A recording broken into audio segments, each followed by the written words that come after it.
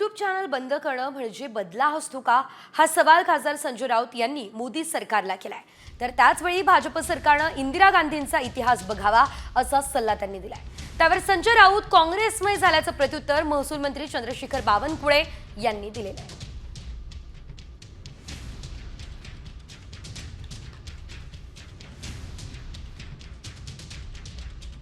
21 YouTube channel बंद केले पाकिस्तानचे. पाकिस्तानच्या हायकमिशन मधला स्टाफ कर्मचारी वर्ग कमी केला. याला का बदला घेणं म्हणतात. इंदिरा गांधींचा इतिहास पहा. त्यांना नेहरू इंदिरा गांधींचा त्रास होतो. काय बदला म्हणजे काय बदला घेतला, हे कोणाला मूर्ख बनवतायत. हे फक्त भाजपच्या विरोधकांना चुनचुन कर मारण्याचा प्रयत्न करतात. तेही आता शक्य नाही. ते काँग्रेसमध्ये झाले आहे ना.